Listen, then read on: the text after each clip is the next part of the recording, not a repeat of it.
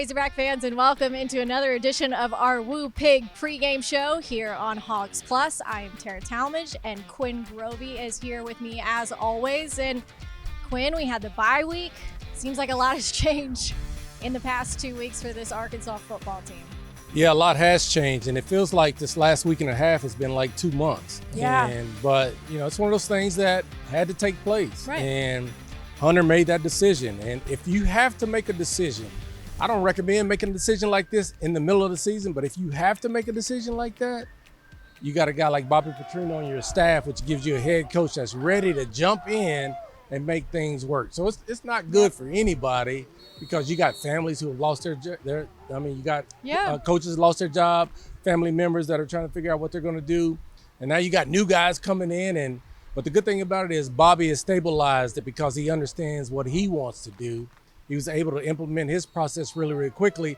I love the fact that he just jumped in and said, hey, look, I got to find the what's in it for me or what's in it for you because we got 7 games left. We need everybody to really jump in and play their best because if we don't play our best, teams are going to be looking to take advantage of us. If we do play our best, we got an opportunity to put on a show for these next 7 games, and maybe all of us can find a happy ending. Yeah, and I mean, Talon Green, who we're going to hear from in just a second, talked about it was a bit shocking for them when they heard about Pittman being let go. But at the same time, I mean, now you've got an interim head coach. You've got a new offensive coordinator, new defensive coordinator, new D-line coach. There's just a lot of movement going on in Q as a player. I imagine that's got to be a little difficult, not only just learning their style, but then the practices change a little bit too, I'm assuming. Yeah, it's difficult. I mean, Travis Williams was like a father figure for a lot of those defensive guys. And so you can understand how they would potentially be upset about that. And so you can't discount that. You got to make sure you factor that in regards to trying to get them to do what you need them to do. Again, I think Bobby did the right thing in regards to saying, hey, what's in it for you? You got 7 games left. Do you want to go to the pros? Do you want to, who do you want to play for? Yep. And so he did a nice job of that. And I just think now that all the turmoil is gone last week, now it's about getting ready to play a football game because at 3:15 on Saturday, this game is going to kick off. Yep. And you better make sure that you got your mind locked in because Tennessee doesn't care about the coaching change or anything you got going on. Whether you're ready or not, kickoff is coming against Tennessee. But let's take a listen to what some of the players had to say about all the changes going on with the team right now. I think everybody had a similar reaction and feeling like we was just, all shocked and with all the changes that happened last week on the bye week, so everybody was in shock. He still holds us to a high standard.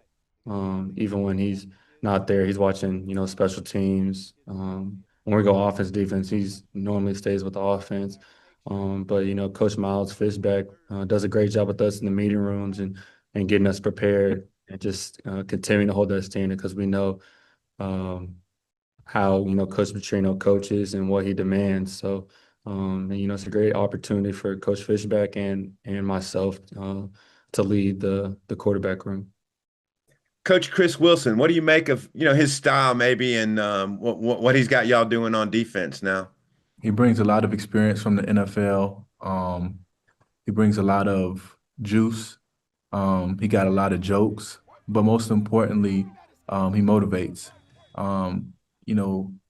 Despite what we're going through right now, he also teaches us to thrive in adversity and, to smile while we're doing it. Because what we do right now is already hard enough.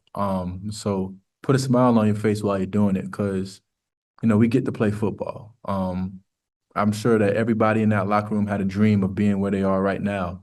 And so in some aspect, we're all living out our dream. So put a smile on your face and get out there. We get to play football. And so that's what he emphasizes. And I think that's one thing that he really preaches and one thing that he does really well.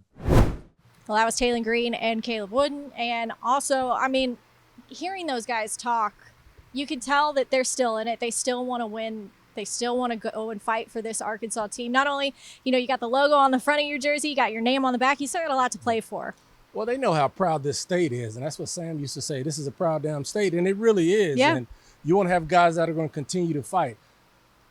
You look at the Ole Miss game, and we're thinking, after that Ole Miss game, you're thinking, okay, we had a top 10 team basically on the ropes on the road. Yep. And now you're looking at that schedule going, there's not anybody on the schedule we can't beat. Fast forward to Memphis and then Notre Dame, and you're going, okay, who can we beat? And so this is one of those things where this football team needs to understand that you play in the Southeastern Conference, which is the best football conference in America, but you only have one loss. And so you still have great talent. You got a guy like a Bobby Petrino who has had productive offenses, and now we're going to try to figure out how to have a productive defense. It's not like you have some guy who doesn't understand how to coach on your sideline. So it's just really about playing for one another. I think that that's really what they're going to do. This is a great nucleus. This is a player-led team. I think they'll figure out how to play for one another and understand that they're still in the race. Yep. And you cannot think that you're not in the race, because if you do, that's a bad situation for you. So I just think that they'll understand it. And if they can get off to a good start against Tennessee and keep that momentum going, find a way to pull out a win, then anything is possible. Absolutely. But you got to make sure that you go in there with the right mindset, because Tennessee will be chomping at the bit. Oh, yeah. And I feel like they're probably ready to be done talking about all of this. It's like you said, this week and a half, 2 weeks, whatever, has felt like a whole month. So they are ready to get out there on the field and show what they can do. Let's hear what interim head coach Bobby Petrino had to say about this matchup with Tennessee.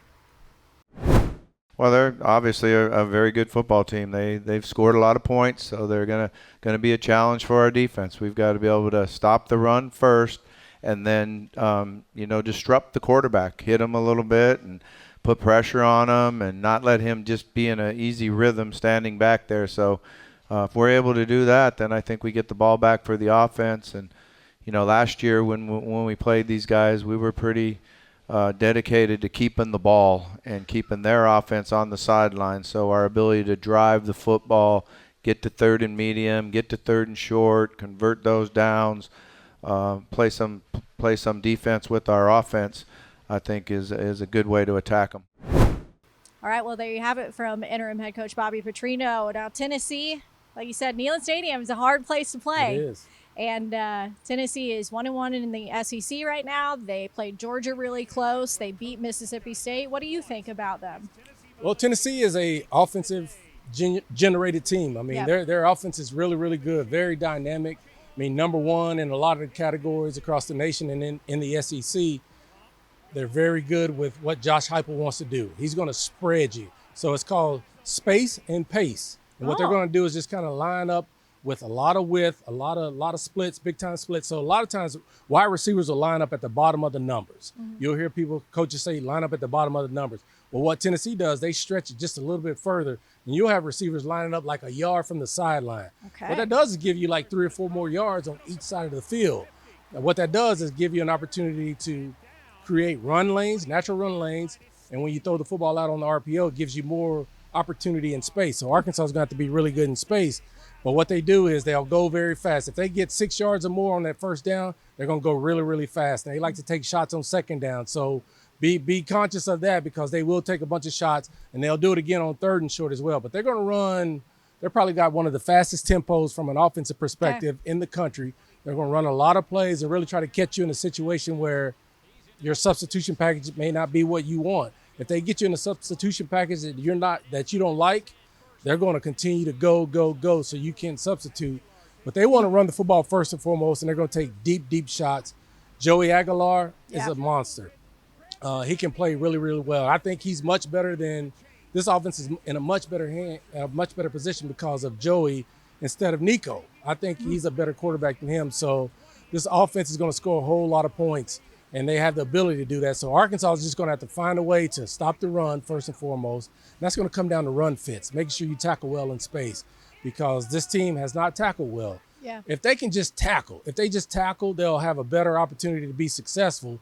But if they get to the point where they can stop the run, you got to make sure that Tennessee's going to try to stretch you vertically. So our secondary is going to have a good game as well. But then defensively, they're 15th and 16th in a lot of categories. So you got a guy like Taylor Green that will be able to take advantage. I just think that the last 6 quarters, maybe Taylor wasn't seeing things the way he needed to. And maybe he was just like feeling the pressure of having to score on every single possession, and you try to do a little bit more than you should.